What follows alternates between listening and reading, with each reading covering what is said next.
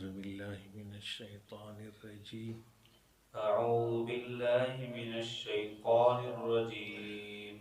بسم الله الرحمن الرحيم. بسم الله الرحمن الرحيم. قل هو الله أحد.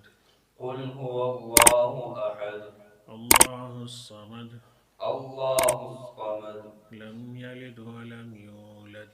لم يلد ولم يولد. ولم يكن له كفوا أحد. ولم يكن له كفوا أحد. الله أكبر. بسم الله الرحمن الرحيم. الله أكبر. بسم الله الرحمن الرحيم. قل أعوذ برب الفلق.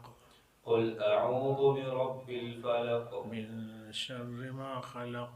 من شر ما خلق. ومن شر غاسق إذا وقب.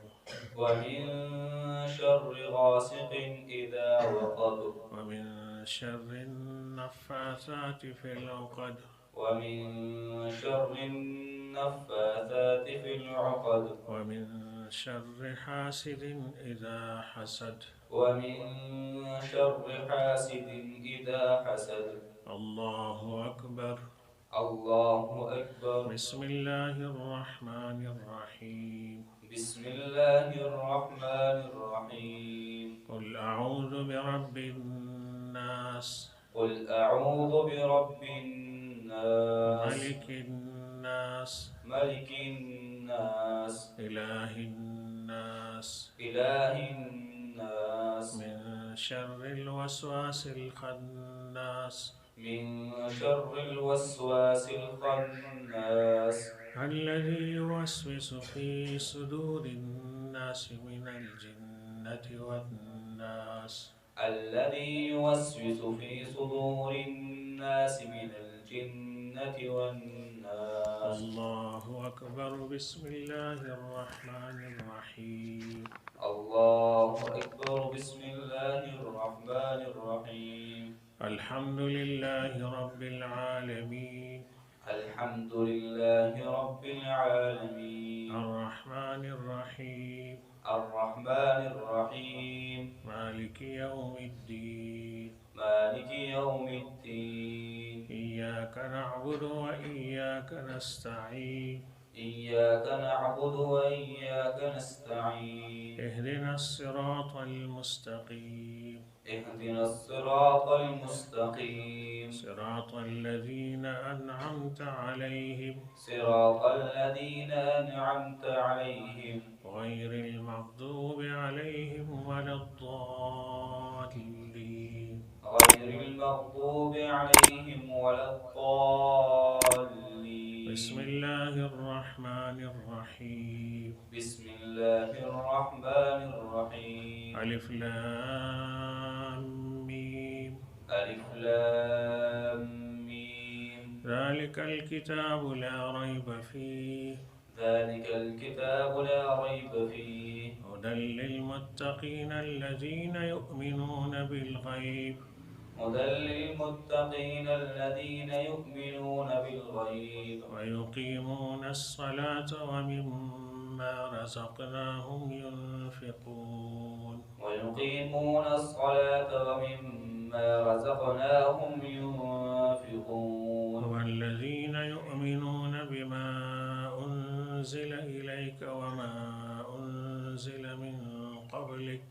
والذين يؤمنون بما أنزل إليك وما أنزل من قبلك. وبالآخرة هم يوقنون. وبالآخرة هم يوقنون.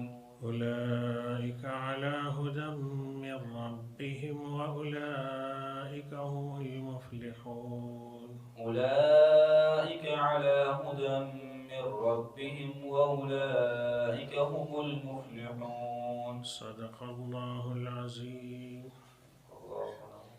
مبارك مش ټول لپاره د الله پاک دا خیر او د برکت ذریعہ وګرځي او تاسو ټول خوش قسمت یې چې نن په دې مجلس کې حافظ عبدالله صاحب د قرآن مجید د حفظ ختم وکړ دا د ده دپاره هم ډېر لوی اعزاز دی او د والدینو دپاره یو ډېر لوی اعزاز دی او ډېره لویه ډیګري ده چې قرآن مجید د چا په سینه کې محفوظ شي نو دومره لوی ډیګري یا لوی اعزاز دا په دنیا کې بل څه نشته او د دې اصل مقام دا په آخرت کې بیا را څرګندېږي چې الله پاک په یو حافظ سړي سره کومه معامله دا د ټولې دنیا په مخ کې کوي او کوم خصوصي اختیارات الله پاک دله ورکړي نو د ده مقام هم اوچتېږي د ده د والدینو مقام هم اوچتېږي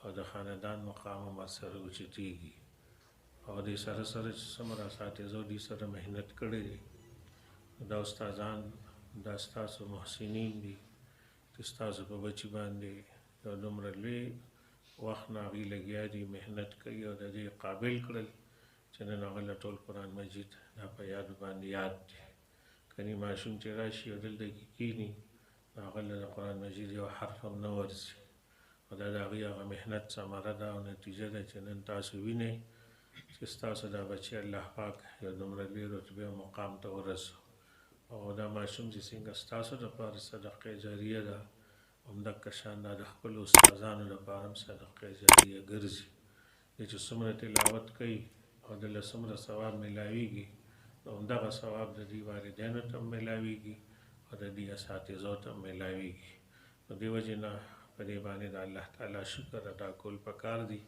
او مخکې دپاره محنت پکار دی چې دا ماشوم دا خپل قرآن مجید دې سره د دې یو تعلق پاتې شي او دا قرآن مجید دې پوخ یاد وساتي چې بیا دا سلسله مخکې وچلیږي د نورو دپاره هم د خیر ذریعه وګرځي الله پاک دې ته قبولیت نصیب یو دعا ورته وکړي الحمدلله